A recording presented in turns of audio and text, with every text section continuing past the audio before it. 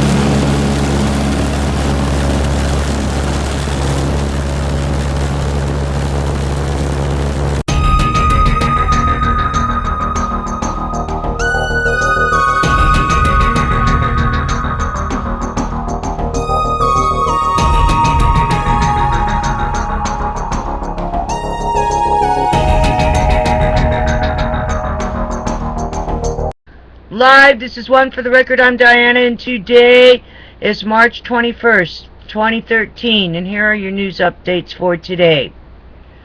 Alrighty then.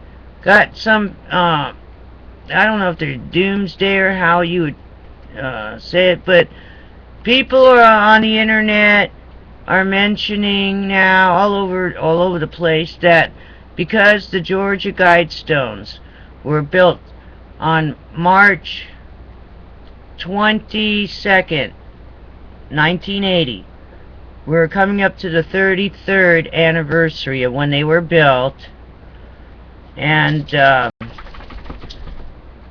bottom line is, with the number 33, just like with the trade towers at 9/11, that it was on the 33rd anniversary. That's when Tower 1 went down. From when it was built, that's when Tower, that's when they went down. Tower 1 went down. Alright, so heads up, I'm going to run all kinds of things today, from a rat causing the power outage over there at Fukushima, yeah right, to, I would think that would be in their protocol to have some kind of backup system in case they had some kind of rodent in there. To Chris Busby, having something important to say. I got Kevin Blanch on there, and the last part of George NOORY's thing on Nibiru. So there's a lot to watch tonight. Let's get into it real fast. Here we go. The Extinction Protocol 2012 and beyond. Thousands of dead prongs wash up on beach in Chile. Heads up. Spreading. Mysterious tremors rattle homes in South Jersey. Sinkhole swallows California pond overnight. Heads up in California. Just heads up. Be ready for anything. Major quake. Be ready. Have everything ready to go. Okay, also, unexplained booms baffle expert residents heard in 4 Illinois counties. Alright, that's enough of the Extinction Protocol. Moving on, the Watchers.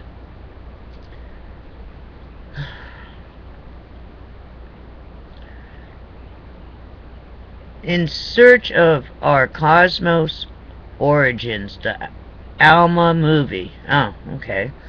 Mars in a minute. What happens when the sun blocks signal? Alrighty then. Not much on that. Moving on. E&E News. Japan, Fukushima. Energy News. Radioactive dust reported in Tokyo after recent fog. Over 4,000 becquerels per kilogram of cesium. Contamination never disappeared. Be careful. Also today, expert areas in Fukushima are recontaminated within 24 hours of being cleaned up. Will have to be permanently evacuated. Oh, they figured that one out? Let's see here. Biggest radiological cleanup the world has ever seen. Worker in Fukushima. Radiation levels just won't go down. Video. Over 3 million becquerels per m square detected on road near, so I guess meters squared, detected on road near Fukushima plant. Also, yesterday, seawater and sand caused blackout at Fukushima Daiichi. Crucial power device left on back of vehicle, exposed to the elements. Wow, bunch of... I already told you what needs to be done over there. All you're gonna hear is a bunch of baloney.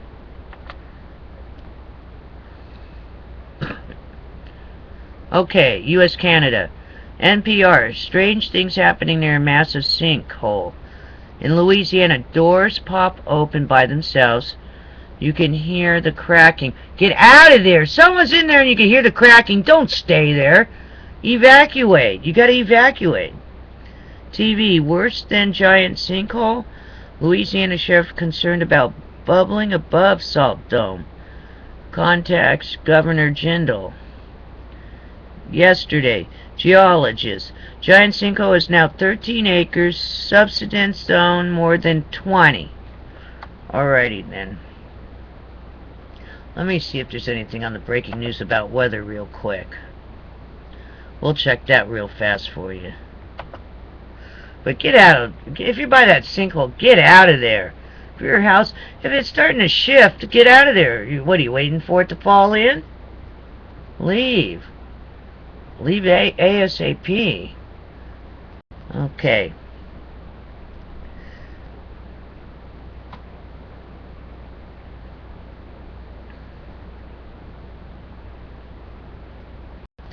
Update, Alberta Health Services now says about 100 people injured in multi-vehicle crash south of Edmonton, Canada. It's coming out of CNN. Heads up over there.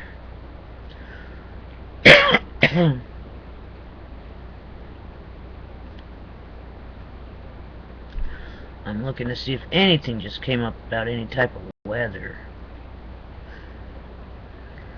How far back does this go? More than an hour ago. Let's see. Let's keep going. We'll look a little longer. If not, call it a day.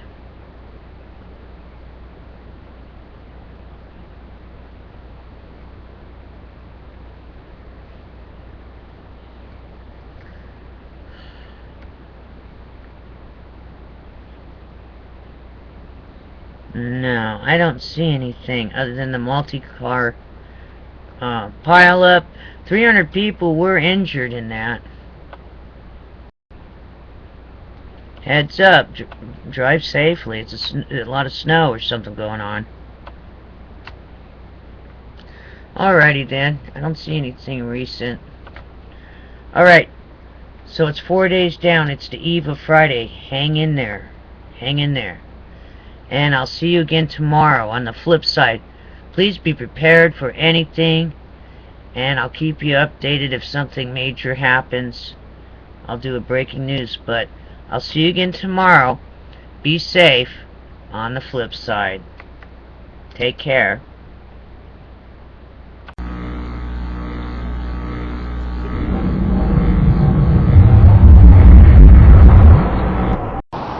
Hi, Kevin Blanch here. I got up out of my hotel room and walked around here after I did my symposium last night. Talk about vile, disgusting. This is what the environmental movement, this isn't New Jersey. This isn't freaking New York City. They're actually claiming this is Oregon. This is Eugene, Oregon. These are the environmentalists. Really? Really? So I've been walking around trying to get a just. What the hell is this? My God. Oh, it's a man-made creek. So, and I says, yeah, what isn't man-made? Oh, you know, that's what we are here. Well, right here on the corner, the university, this is University of Oregon. There's a Christian university here, and I'm like, well, it's been a big debate, the Greek houses. So, you know, so here we go, university. So I started talking to a woman who teaches over there at the university about usury. And I did a seminar last night at Harrisol on Fukushima. And basically I just told the truth about my leukemia and my cancer. I basically told about my leukemia and my cancer. This old woman who's an activist, come to find out, who's a big activist in this town, got up and said that I was a fearmonger. A fearmonger for telling the truth about my cancer? This is what debating societies have turned into on the left in this country. The right and the left, they're both to blame. This is pathetic. As I say, it's not the painting of the soup can, it's the idea. I hope you can see that. Welcome to America. East Jordan Iron Works, dump no waste, drains to sewer, everywhere. This is what they do. They build things like this, okay? Oh yeah, we're environmentalists, we're socially conscious. And let's pace this off. How many paces from this, okay? 1, 2, 3, 4, 5, 6, 7, 8, 9, 10, 11, 12, 13, 14, 15, 16, 17, 18, 19, 20, 22, 23, 24, 25, 26, 27, 28, 29, 30, 31, 32, 33, 34, 35, 36, 37, 39, 40, 41, 42, 43, 44, 45, 46, 47, 48, 49, 50, 51, 52, 53, 54, 55, 56, 57, 58, 59, 60, 61, 62, 63, 64, 65, 66, 67, 68, 69, 70, 71, 72, 73. 73 paces. My pace is exactly 3 feet. 219 yards away. 219 yards away from that manhole cover. This is what the environmental movement is here. From this, here's what we have. Wow, and you've seen it over there where I started this video. Wow. Kevin Blanch on the corner of passive naivety, ignorance, post-ignorance.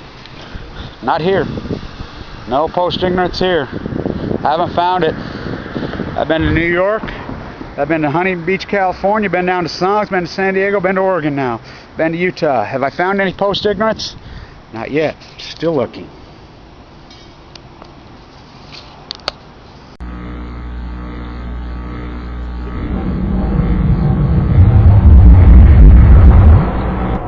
This is the Test Veteran Pension Appeal Tribunal.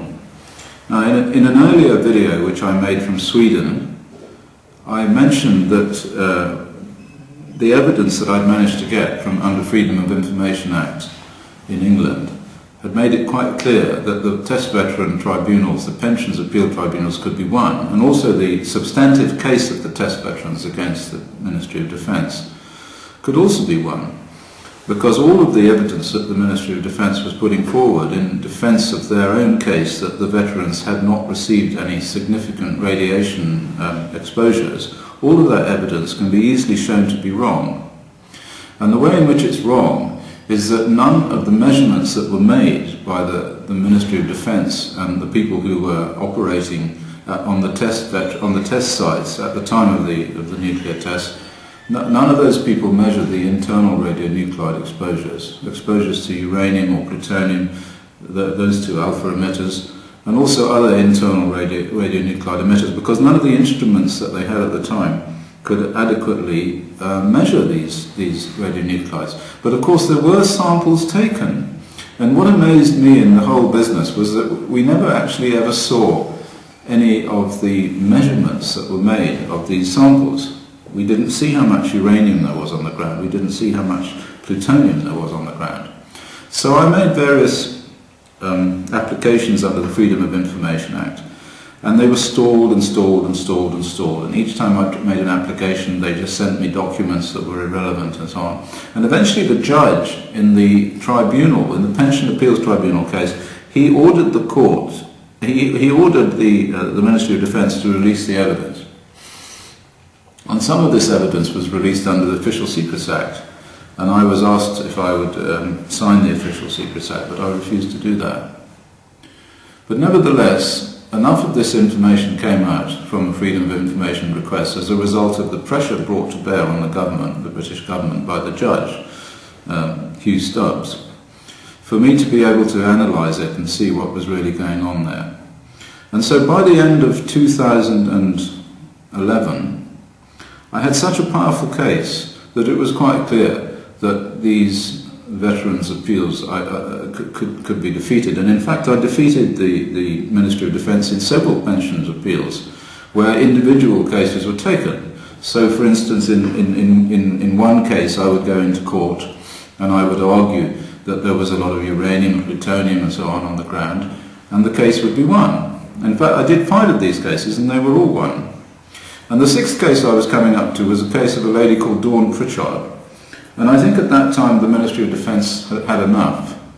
And I think I remember making a video which I put on YouTube, in which I said I thought they were going to settle, but actually they didn't settle. They didn't settle, so I was wrong.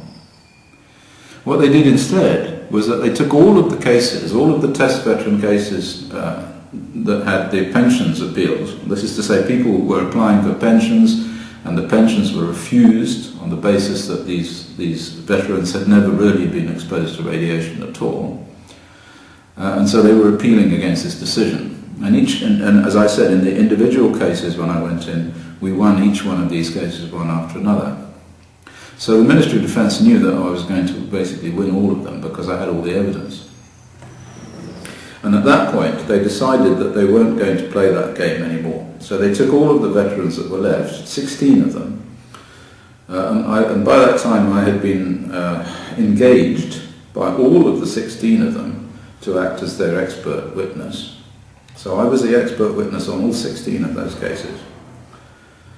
And they put them all into one huge case. So they said, we're going to hear all of this together in London. This was a couple of years ago that they said they were going to do this. It was quite astonishing because all of these veterans are from different places. I mean, some are from Australia, some are from Christmas Island. They had different cancers, they had different diseases. To put them all into one case is really rather silly. And at the same time, the government tried to get me kicked out as an expert witness. So they said, this man Busby is not an expert. You know, he has to prove that he is an expert before we'll allow him to come into court. Anyway, I did prove I was an expert. The judge allowed me in. I got various letters written by various people in America who I work for as an expert in courts in the United States. So that particular method of keeping me out that was done by the government, that didn't work. So something had to be done. Something had to be done. The government had to ensure that I was not allowed to give evidence, or of course they would lose the case again. Because by the end of 2011, the cases were in the bag for reasons which I will briefly outline. And the reason I'm here at the moment to talk to you about this is because something terrible has happened, something really criminal in my opinion has happened. And I'll explain. At the end of 2011, the solicitors who were acting for the test veterans, and the test veterans at that time were being helped by the Royal British Legion. And the solicitors who were being asked to help by the Royal British Legion were Rosenblatts. Now I had already worked for Rosenblatts for 2 or 3 years on the substantive case of the test veterans. This is the case of the 900 test veterans who were taking a case for damages against the Ministry of Defence in the High Court. But suddenly, at the end of 2011, Rosenblatts pulled out. They just pulled out, just like that. Poof, they stopped. They were not going to act for the veterans anymore. There was no good reason given for this. And the reason I thought was that something had happened with regard to my various reports to the court that each time showed that the Ministry of Defence were lying. Each time that the Ministry of Defence came back with some argument, I could shoot it down. And I could shoot it down because of all this evidence that had come out under Freedom of Information Act. Top secret evidence, redacted evidence. Evidence that showed how much plutonium and uranium was in the bombs because they had aircraft flying through the cloud at Christmas Island, Canberra aircraft. These young men were flying these aircraft to scoop up radioactive waste from the enormous mushroom cloud that was there. And the concentrations of radionuclides in the scoops were given in this evidence that was released under the Freedom of Information Act. So there was a lot of information there, and a lot of other information that showed that in fact this fallout from the clouds was falling on Christmas Island, if we're looking at the Christmas Island situation, and contaminating the veterans who were on the ground there, something which the Ministry of Defence said was impossible. So Rosenblatt suddenly pulled out, and there was a big gap, and everybody was freaking out. What on earth is going on? The Royal British Legion contacted me, and they said, "Oh, will you still act as an expert for us? We don't know what to do now. We need to know if you'll still act as an expert." So I said, "Okay, I'll act as an expert." And then the next I heard was about a month after this was a new firm of solicitors came in called Hogan Lovells International Limited. Quite out of the blue, Hogan Lovells decided that they were going to act for the veterans. But they didn't contact me. I just heard this from the Royal British Legion. And then the whole year passed, I hardly heard anything. I had a couple of brief letters from Hogan Lovells passing on some information from the court, asking me to respond to various Ministry of Defence arguments, which I did do.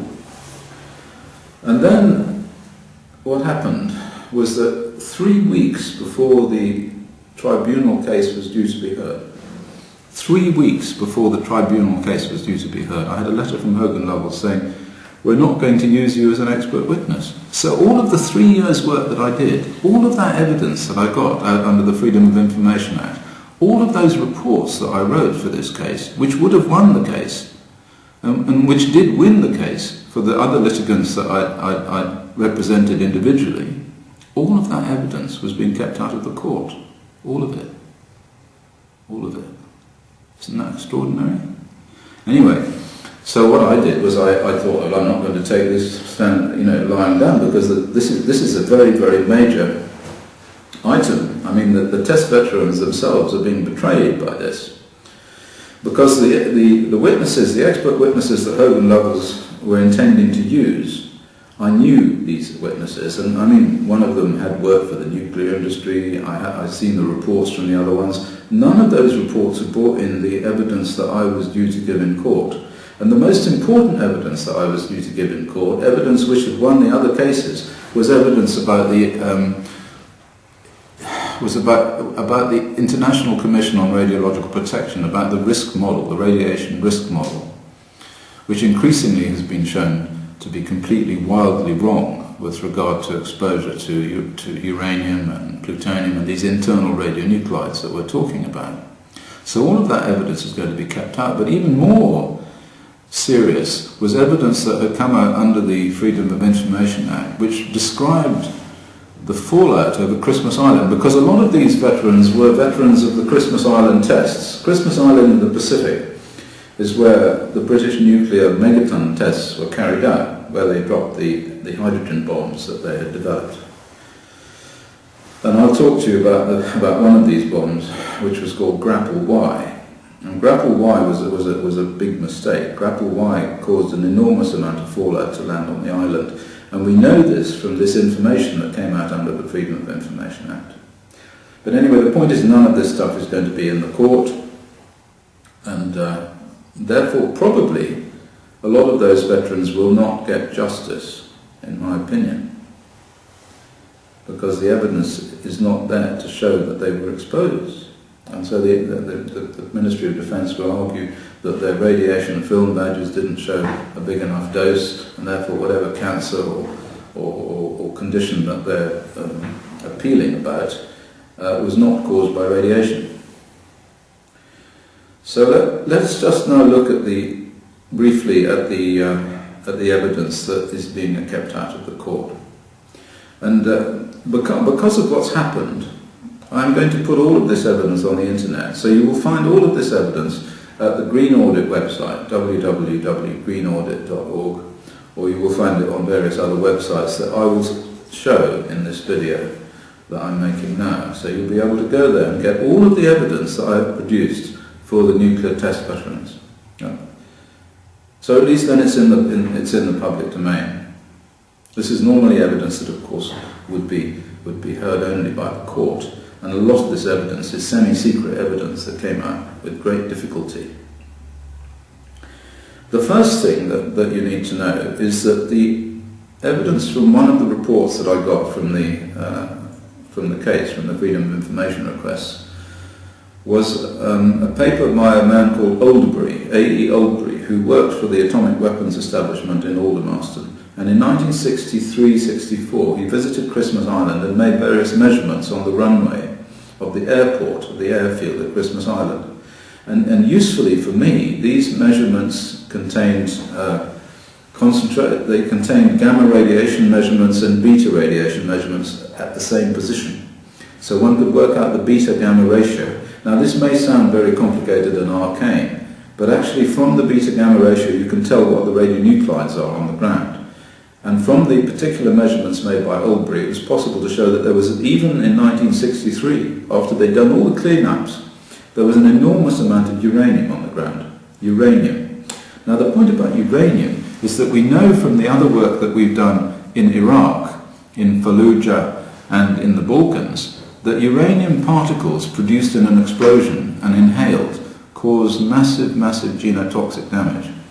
In Iraq, we found huge increases in leukemia, we found enormous death rates in children, we found a lot of congenital anomalies. So we know that uranium is bad stuff. And the main fallout component on Christmas Island, and this will not go into the court, nobody will talk about uranium. The main component of the fallout which caused the problems in the test veterans and in their children is uranium.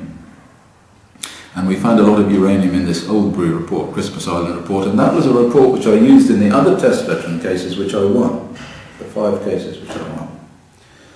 The second thing that we did was we managed to get hold of the temperature. The meteorological records, they send off balloons at the time of the Christmas Island tests, and you could from the data that I got see the temperature at different altitudes. So you could see what was happening as the bomb exploded, the big grapple Y bomb, which I'm talking about now. Now the grapple Y bomb, we also had photographs, which I think actually were secret photographs, which I got in error, in fact, from the solicitors. And I think this may be one of the reasons they don't want me in court, because these photographs, which I should put on the internet, are sequential photographs of the bomb actually exploding, the grapple Y bomb. So you have a freeze frame, freeze frame, freeze frame, freeze frame of the bomb exploding. It was taken by one of the Canberra aircraft which was flying, or the Lancasters which were flying and watching the whole process. And if you look at these particular sequential photographs of the bomb exploding, the grapple Y bomb, what you see is an enormous amount of seawater being sucked up into the plume. So there's they drop the bomb from an aircraft, there's a Vulcan, there's an enormous bang. The pressure wave goes down and it hits the surface of the sea and pushes it aside. And then the sea comes back again, hits in the middle and throws a load of water up into like a water spout, up into the bomb. Now of course the bomb, the temperature is enormously high, and so the air is rising very rapidly. And it sucks all this water from the sea up into the stem of the bomb. And in fact we had eyewitness evidence from some of the veterans who are still alive, who say that fish were falling out of the sky after the test, that it rained heavily and fish fell out of the sky. Well, of course, not only fish fell out of the sky, all the radionuclides from the bomb fell out of the sky with the fish. And the other thing that we got under the Freedom of Information Act was a letter from somebody from Aldermaston, from the Atomic Weapons Organisation in Aldermaston, to somebody on Christmas Island saying, if it rains, they said, if it rains, what you have to do is you have to take all of your filters and all of your fallout collection devices out of the rain, because otherwise the sticky filters will get wet and they won't work. So you can see that if all of this fallout came down onto the ground, and all of the sticky filters which were there to measure fallout were taken inside, of course there would have been no fallout measured on the sticky filters. On the other hand, if the sticky filters were left out in the rain would wash the fallout off the sticky filters. So either way, you're not going to get any radionuclides, any fallout in the sticky filters. So all of the records of the Ministry of Defence which they've been using in this case are complete nonsense. Right. Now the other thing we found out about that bomb, the grapple Y bomb, and something that the Ministry of Defence has been forever saying in all of their arguments, right back in the Rosenblatt cases and so on, is that they only exploded the bomb when the wind was blowing out to sea. So it's Christmas Island, there's Christmas Island. You can see all this. I should put it all on the internet. The wind was blowing slightly offshore, diagonally offshore, at the time that they dropped the grapple Y bomb. This was the big megaton bomb, 3 megatons. Woomph. So the fallout, they said, the fallout will blow out to sea, safely out to sea. Nobody can be hurt. But what they didn't say, and what you get from the balloon measurements, is that as you go up in height, the wind changes direction. So although the wind was blowing out to sea at the ground level, where the bomb exploded, at higher levels, above about 30,000 feet, the wind just changed around completely and started blowing over the island. So my colleague Di Williams and I, we looked at modelling the tracks of this plume, because the plume goes right up to 50,000 feet. It goes up to the tropopause. This is an enormous bomb. The idea of it going out to sea is really quite laughable, because Christmas Island is approximately 30 miles from north to south, and the diameter of the mushroom cloud is more than 30 miles. So it just goes bang, produces this enormous mushroom cloud, which then drifts out to sea at the base, of course, but as it goes up it drifts back over the island. And then it rains, of course, it rains out of this cloud, including fishes which have been sucked up into the cloud, and all of the uranium, of course, because the bomb is made of uranium. The bomb is made of uranium. Tons and tons of uranium is the bomb.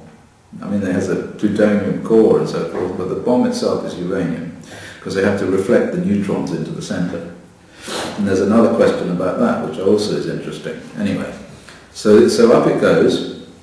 It gets caught in the jet stream, blows in the opposite direction over Christmas Island, and then it rains. The rain comes down, piddly, piddly, piddly, piddly with this fish, and then the low-level winds then blows it back over the island. So there was a lot of uranium on the island. And we also know that because actually, a long time after this, the New Zealand team came and measured radionuclides on the island, and they were looking for cesium mainly, and they found a bit of it. But what they also found was uranium. And they said, we found natural uranium on the island. Of course, it wasn't natural. There's no natural uranium on a coral island. Well, not very much anyway. They certainly found a lot of it. Okay, so that's the second point. The second point is that the measurements made by the Canberra bombers, and the height, the temperature with height and so on, and the pictures showing the water being sucked up into the plume, showed that there was no question that there was a lot of radioactive rain that fell on those people. And that would have brought down alpha emitters which are not detected by film badges. So so there's one more point too. What's this one? Oh yes, that's right, this is the final one. The aircraft that flew through the plume and collected the dust, this is the plume of the Grapple Y, they actually showed that the amount of uranium in that plume was enormously high. And in fact, if you back calculate from the data that I got under the Official Secrets Act, what you find is that the bomb contained about 4 tons or more of uranium. I mean, it's hard to believe, but it's possible that the bomb was just a big fat uranium bomb. And in fact, quite some time ago, about 2004, I think, there was a program on the radio under the series Document. You can look at the document series, it's on the Radio 4 website, and I was involved in that program. And what that program said is that the atomic weapons establishment didn't know how to make a bomb. So when they were making the atomic bombs at Christmas Island, it was mainly to impress the Americans so that they could get the American formula for making atomic bombs. What that program suggested from all of the documents which they discovered is that they hadn't a clue how to make an atomic bomb, and that their fallback position was to make an enormous fission bomb out of masses of uranium-235. And I wonder if maybe that's why I've been kept out of this case, because they don't want anyone to suggest the possibility that they never made an H-bomb, that actually it was the U-235 bomb, a very large fat one. And I have to say that they've taken that program off the BBC record. So if you go back to the document series and you go to the archives for the document series on the website of the BBC, you'll find that program doesn't exist. It's disappeared. It's called H is for Hoax Bomb or something like that. Anyway, it's gone. They've taken it down. So maybe it was all a hoax and there was never an H bomb. There was just an enormous bomb made of, we'll ignore that. There was an enormous bomb made of uranium. Right, so let's just finish this off now. I contacted Rosenblatt's and I contacted Hogan Lovells, and I said that I didn't understand why it was that they weren't allowing me to be an expert witness. And they wrote back and they said, oh well, we have problems with your credibility, this and that. And I wrote back and I said, well, how can you have problems with my credibility? I've won 6 cases in a row, you know, and my credibility is the same as it was then. So why is it that I'm not on the case? And then I contacted the individual test veterans, the 16 test veterans. I wrote to them, I sent them letters. And I got a letter back from 2 of them and an email back from 1 of them. And they said they had no idea that I'd been taken off the case. Nobody had discussed it with them. Nobody has asked them whether I should be taken off the case. They had appointed me as their expert witness, and then I was taken off the case by some solicitors who hadn't bothered even to tell them. And for one of them, and this is really sad, Dawn Pritchard, whose case I was involved in long before they'd taken all of these and put them all in one bag. Poor Dawn Pritchard died. She died during this enormous period between the time I was going to take a case and the time it eventually came to court. She was dead. But here's the thing, Hogan Lovells didn't know this. She was still there on the list. So basically Hogan Lovells didn't know anything about the veterans. That Hogan Lovells had come in there as some sort of scam. This is my belief. Of course it may not be true. There may be some other perfectly reasonable explanation for this. But I find it hard to find any reasonable explanation that would keep out all of this evidence that I've been putting before you, and other evidence too, which I haven't got time to talk about, which are in all my reports.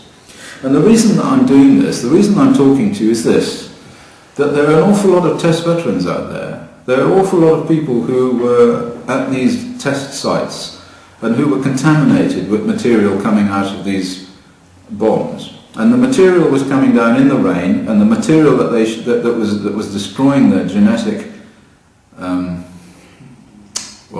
makeup, their genomic identity. This material was mainly uranium. It was particulate uranium that they were inhaling, just as those people in Iraq were inhaling particulate uranium. And in that study that I did in 2007 of the British nuclear test veteran children, we found a 9-fold excess in congenital malformations in the children, and we found an 8-fold excess in congenital malformations in the grandchildren. And now where is that? Where have we done that again? We found it also in Fallujah, another case of exposure to uranium. So it comes back again and again to uranium. And you test veterans have got to continue fighting your corner for this. And you cannot trust everybody anymore. You cannot trust these solicitors. These solicitors have too much to lose, and the government is too powerful and can bring too much pressure on them. So that's about it, really. And thank you very much for listening to this. I hope I haven't bored you too much, but I felt it necessary to set the record straight. Thank you.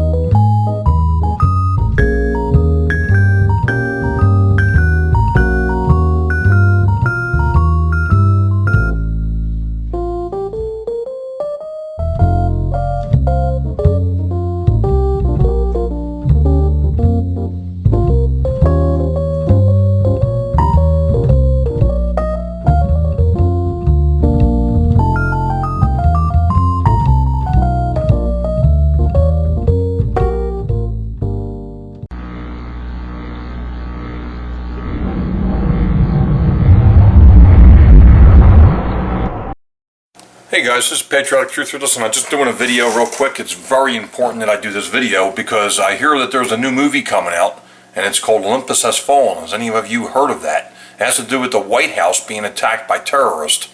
Now, the reason why I'm actually bringing this up is because I did a video not long ago claiming that, or asking everybody to be aware of some type of viral attack, like biological or virus attack by March 22nd, 2013. Why I'm bringing up that day is because if any of you are aware of the Georgia Guidestones, the Guidestones were erected on March 22nd, 1980. So if you go to March 22nd, 2013, we got 33 years. 33 years from the first construction of the North Trade Center. 33 years later, the World Trade Center, North Tower, came crashing down. 33 years later. 33, why is that significant? Because that's a Freemason number. Okay, it has to do with the Illuminati, shadow government. Now, does any of this mean anything? We don't know. I am not an expert, but I'm going to tell you right now, I've been following this enough. First of all, I should tell you we should not ever fear man. We should only fear God, because fearing God is the beginning of wisdom. But the reason why I do these videos is to help educate people, not put fear in people, and maybe to save a life or two. Okay, now I'm going to show you something real quick. Okay, and just take a look. I'm using my webcam, so I got to flip screen here. Okay. Here we got the Georgia Guidestones. This is a site about dismantling the Georgia Guidestones, but I want you to see that date. This was March 22nd, 2005, but the Georgia Guidestones were first erected in March 22nd. That date's very significant, of 1980. You can look this up, you can bing this anywhere you want, and it'll tell you everything you want to learn about the Georgia Guidestones, which are erected. Let me see if you can actually see the date there. No, you can't. Okay, well anyway, by R.C. Christensen, if I'm pronouncing that name right, it has to do with the 10, they say, evil commandments of Satan. That was erected. Why was this Georgia Guidestones erected on March 22nd, 1980? Well, to give mankind, it's just to help establish a new world order, a new world government. Is there anything sinister behind this? We don't know. But here's the 10 commandments right there. See? Number 1, maintain humanity under 500 million in perpetual balance with nature. And you can see them all there. I don't have to show them all, read them all right now, because you can search these. Oh, they're all over the internet. Okay? Has to do with one world, new world order, one world government. And you think of the Colorado Denver airport with all the weird murals all over the walls there. And they were erected by Freemasons. And it's mentioned there, New World Government, a New World Order. It clearly says it on there on a plaque. But anyway, the reason why I'm doing this video is to show you this movie trailer. Olympus Has Fallen. It's an attack on the White House, and the movie comes out on March 22nd, 2013, 33 years after the 33rd anniversary of the Georgia Guidestones. Okay, now, it's significant because I'm telling everybody, if you live in Washington, D.C. or near Washington, D.C., don't just get the hell out of Washington, D.C. area on March 22nd or within a week, give or take a week of that day. Now, what happened when the day the Dark Knight Rises movie came out? People died on that day. Am I saying something's going to happen? I don't know for sure. Am I saying something's going to happen on March 22nd? That day? I don't know for sure. But there's the White House being attacked. Blown up. Possibly by terrorists. It's saying in this movie by terrorists. Could this be a nuclear attack of some kind? It doesn't really reflect nuclear attack in this trailer, but if you look at the $5 bill and you show that it shows the White House right, it clearly shows some type of an explosion behind the White House. Let's look at this trailer.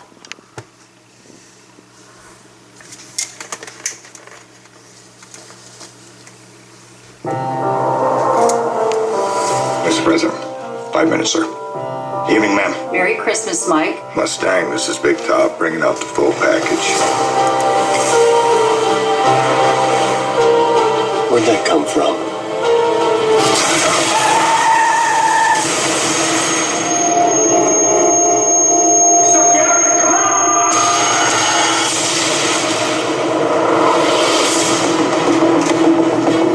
Everybody knows you did the right thing on that bridge. Even the president knows. You gotta learn how to get back into the real world. Mr. President, we're ready for you. Our Guests have arrived. I'd like to welcome you to the White House, sir.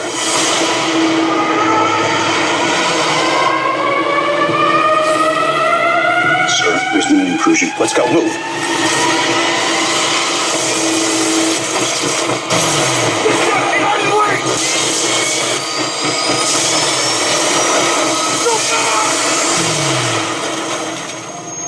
Give me the Pentagon on the line now.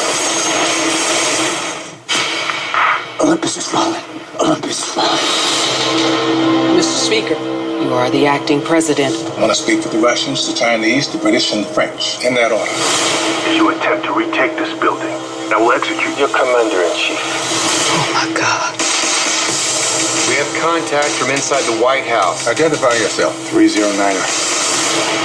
Jesus, Banning? The same guy that was removed from the president's detail? He is ex-Special Forces. 40 commandos breached the gate, 28 are left. Can we trust him? With all due respect, I'm the best hope you've got. Abort! Abort! We're talking about the safety of the President of the United States. We're talking about a hell of a lot more than that, sir. Just open the gates of hell. The United States of America doesn't negotiate with terrorists. Who said anything about negotiating?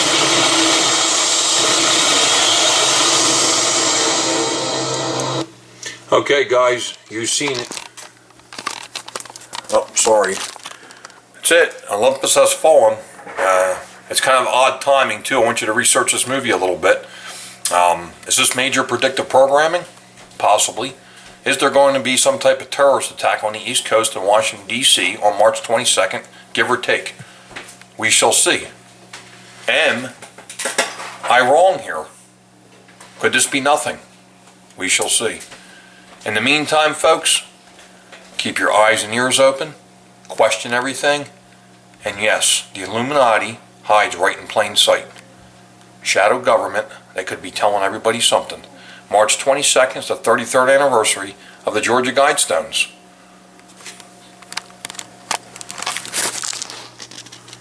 And Olympus, will it fall? Will the White House be attacked? Spread this video because I believe it's urgent. Just in case. Let's save lives together.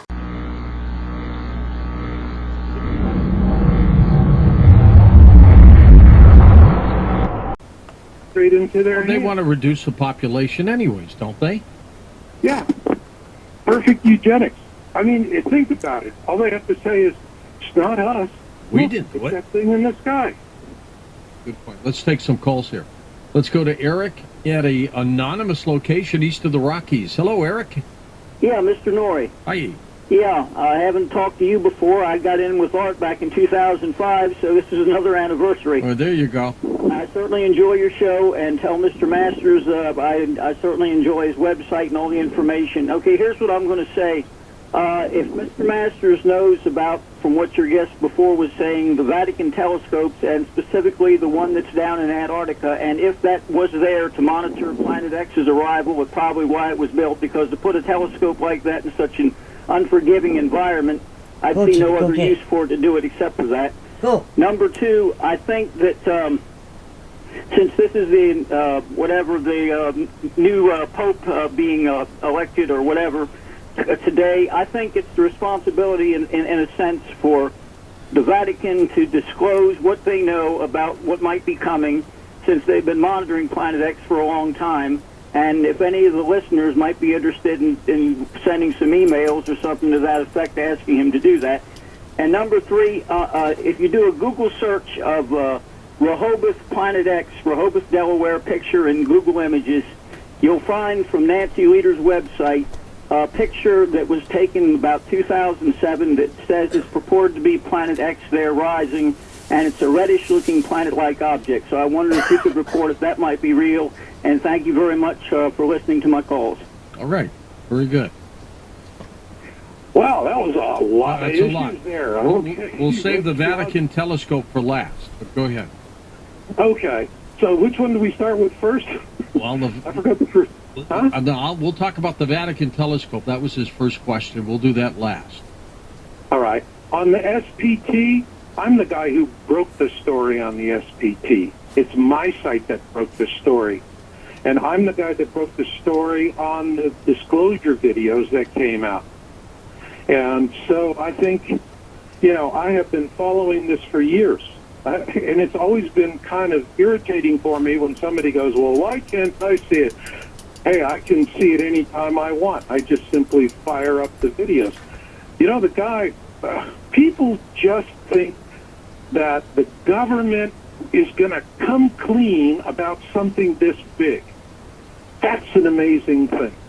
They just, they're going to lie to me about everything else, but this, they're going to be honest. And it's like, I don't know where you get this threshold test from. I really don't. Because what happened was when Nibiru Shock 2012 came out, and I was fortunate enough to have an email exchange with that guy before he got hammered. But he came in, his account was compromised and stolen on YouTube. Now, you can go to YouTube and prove that you started that account and it's yours, and you'll get it back. But in his case, if he had to do that, he would have to reveal his true identity instead of using a dropped mail account. And at that point, they'd have pinpointed him, and he would have been in deep yogurt. And so they compromised his site, trashed it. It was just really cruel. But the other guy, DNR 38, he actually had footage from a friend who was down there at SPT Telescope. Now, I also get other stuff on the SPT back at that time.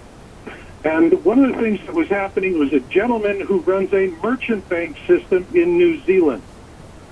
And it was really amazing. We were having a conversation about this one night. He said to me, would you like to set the price of the euro to the dollar for a few hours? I said, are you serious? And he said, no, you're going to call it for the whole world. What the dollars are trading against euros.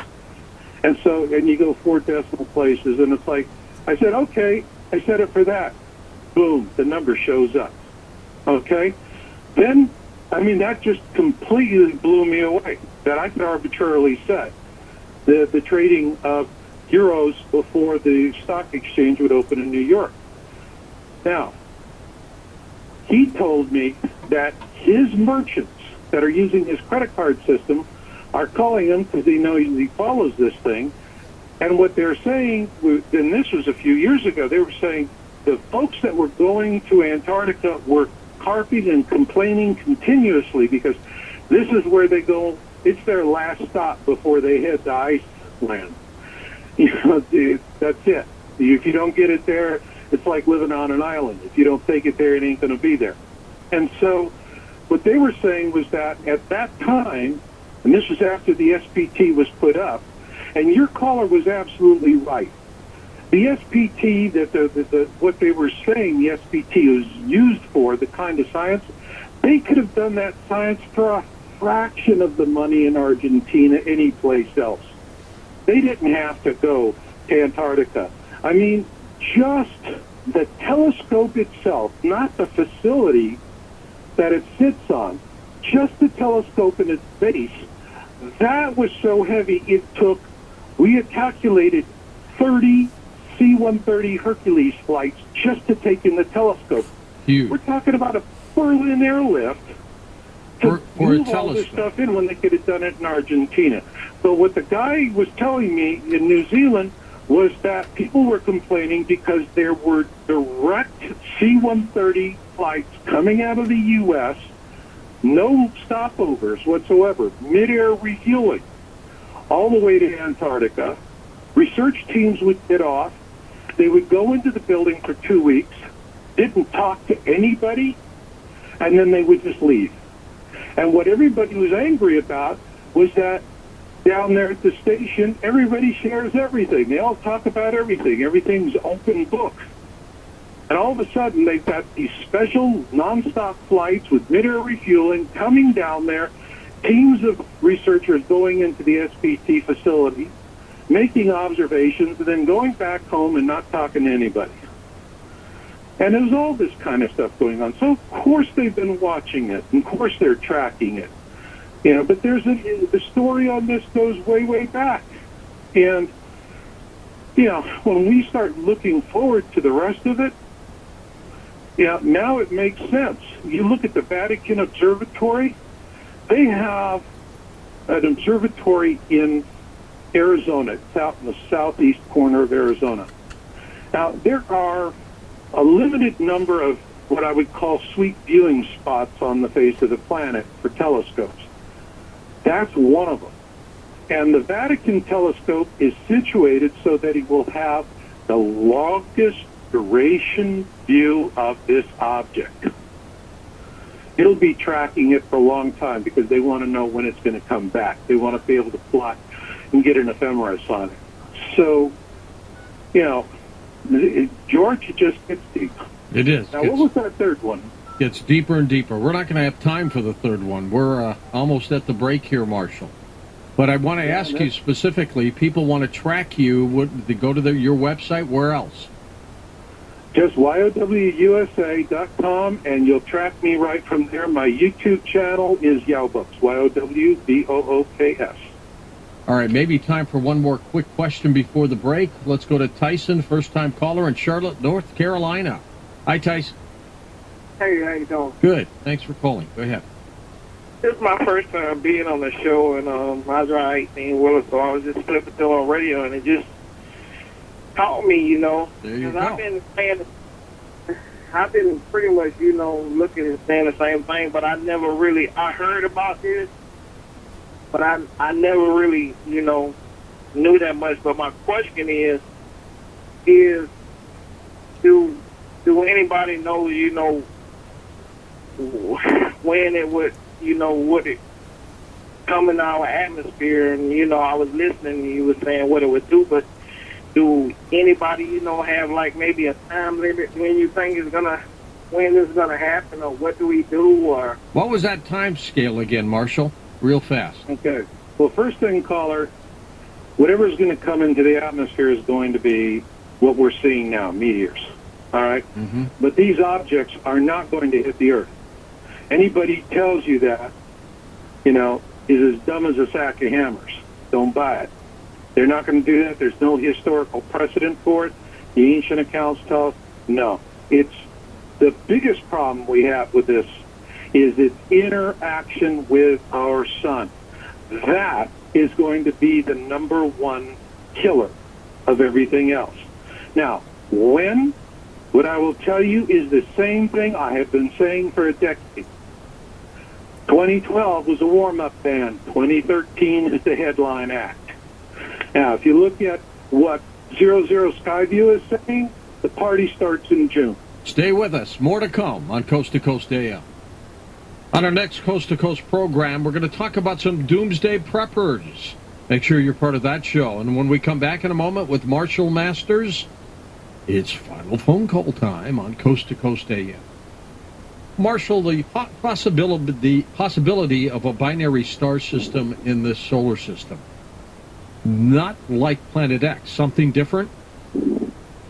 Well, what we have is we're in a binary system, all right?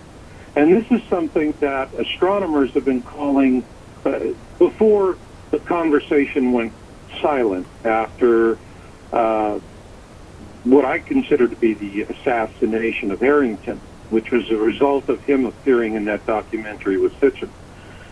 But we're in a binary system, which means we have two stars.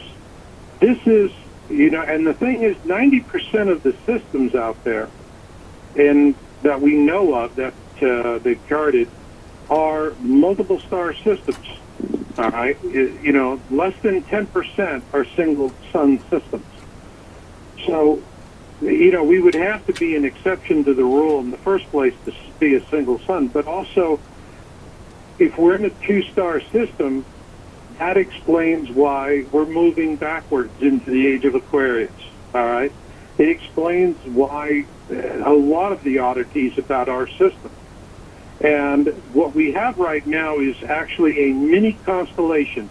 A mini constellation is essentially a miniature solar system that is orbiting another solar system. So you have, you know, you have a sun with planets and moons, and that's this mini constellation, which would be presumably Nemesis, the dark star. That's the core of it. and which is the nature of this star is one that it is only visible in infrared until it comes inside the orbit of Jupiter, and then it lights up like a comet. But it's also going to have planets orbiting it, and planets going to have moons and satellites. It's going to have debris fields. This thing is, when it comes through like a Roman procession, starting with the slaves at the front and the pooper-scoopers at the back, and everything else in between. So that's what we're going to expect. But again, it's the solar interaction that really troubles me the most, because when our sun starts interacting electrically with this mini constellation, this, if you will, just this miniature solar system that is coming through the core of our system, which orbits these two systems orbiting each other, then what happens with the solar interaction? You want to know the story on that? Read the Bible. Yeah, you know, it's right there. I was doing it. Yeah, it was. I just did a series called "The Great Tribulation" with Robert Ryland. We did a whole series of it because I'm not Christian, but I wanted to understand Christian eschatology, which is study of end times, and looking at all of this. And so that was the reason why I did it. I keep finding connect-the-dot links between what we're seeing now and what is in the Bible. And I have to say that as a non-Christian, and it stuns me, but what does the Bible warn us? That the sun is going to roast us. And that is what I see is that's the real concern. The sun roasts us. And I want to make one point to all of your listeners, and I want you to burn this into your head. Number one survival thing. You're going to do food, you're going to do water, you're going to do shelter. But there's going to be a lot of volcanic ash and pumice. One of the plagues of Exodus was the boils. The boils are called shikken, and that is a Hebrew term. And shikken is caused by ash or pumice getting into the skin. There's going to be a lot of that in the air. If you can't wash it off with water, find clean dirt or find clean clay, but you've got to get that off, otherwise you will develop horrific ulcers, and it will be incredibly painful. You don't want to do that, so make sure that when the solar storms are happening and everything's erupting and we've got pumice and ash and just all kinds of foulness in the air, you've got to make sure your skin is incredibly painful. You don't want to do that, so make sure that when the solar storms are happening and everything's erupting and we've got pumice and ash and just all kinds of foulness in the air, you've got to make sure your skin care, because that'll kill you dead as a doornail. Interesting. Just remember that. Okay, let's take some calls now. Here we go. First time caller. We've got Charles in Queens, New York. Hey, Charles, go ahead. Yeah, I'd like to know why we can't use the Hubble telescope to check out this planet X. It's probably too close for the Hubble. Marshall, what do you think? Well, I think that the Hubble's being used for that. I mean, you look at the Hubble's mission life was extended. You look at, for example, SOHO. Now, that satellite, that solar observatory, has been up and past its lifespan. They've extended the mission. They're not deactivating anything, and they're adding solar observatories like crazy. So that's the reason why all of a sudden we have this whole new fleet, if you will, of space-based solar observatories that we're watching, and there's a lot of valuable information that's coming in. So they're using it. It's not that they can't see it. It's just that they're not telling us. That's all. I mean, let me ask you, if I knew what stocks were going to be trading at a year from now, would I be telling you or quietly buying options? I think you'd be quietly buying options. Bada bing, there you go. Same thing with them. I remember the other caller was going, maybe the new Pope is going to, he's going to break clean, come to Jesus and tell us all about this. I don't think so. I think he would love to do that, but he might meet an untimely end if he did. Because, frankly, what happens if the church just come out and says, you know, we really should have told you about this a long time ago, but now we're going to tell you?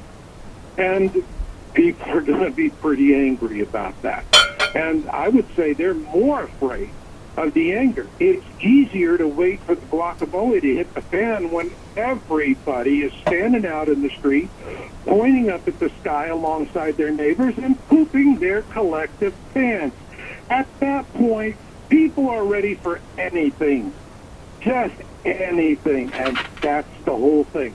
Band-aid the whole deal. Keep this whole carousel going until the music stops. And that's when everybody realizes there's a whole lot of people and not too many chairs. Let's go to Brian, Tucson, Arizona. Hi, Brian. Thanks for holding. Yes, great show, George.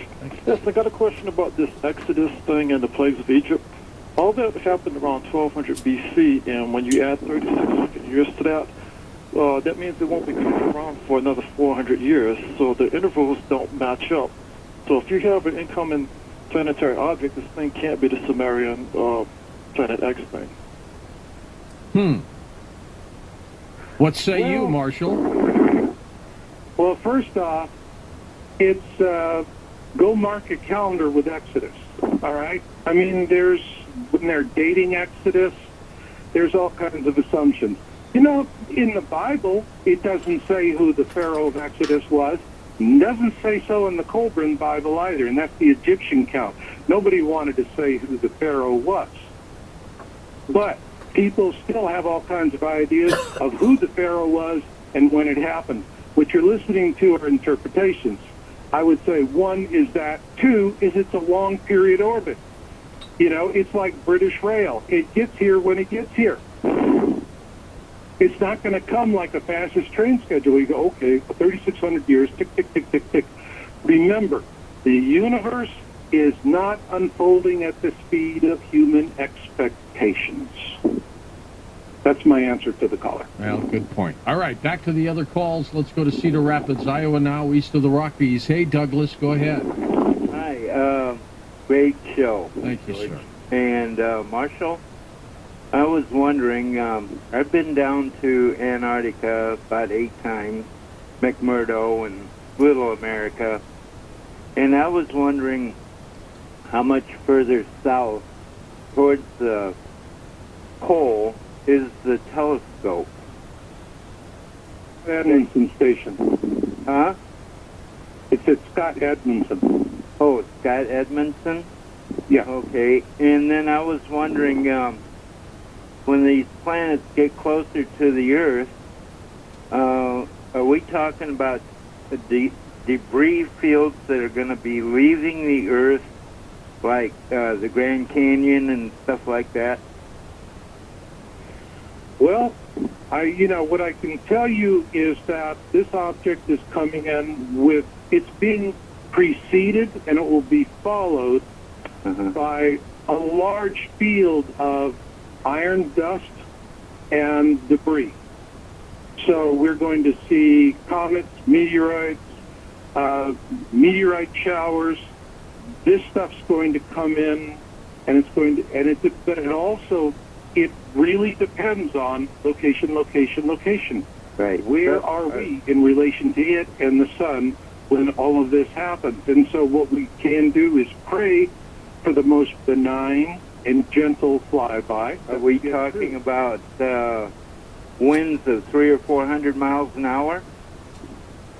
Well, I could see winds of 300 to 400. I can't say to, but you're looking at a lot of turbulence. You're going to be looking at rising seabeds. We're looking at what I think Edgar Casey is right on the money in terms of the pole shift that he predicted. There's been pole shift predictions where the Earth flips head over heels, stops, starts turning around again. What Casey was talking about is a difference of degree as opposed to a difference of kind. And we're going to have a deluge, but think of it as a slosh. You know, you walk with a big pail that's full to the top with water and you're swinging it back and forth. and the water is sloshing out from one side to the other. So you're actually talking about underground bunkers at higher elevations if you want to survive this. Well, I would say that, you know, if you're near a coastline, you need distance and you need elevation. Right. That's the most important thing you want to be aware of. And there's going to be a huge loss of life along the shorelines because that's where most Americans live.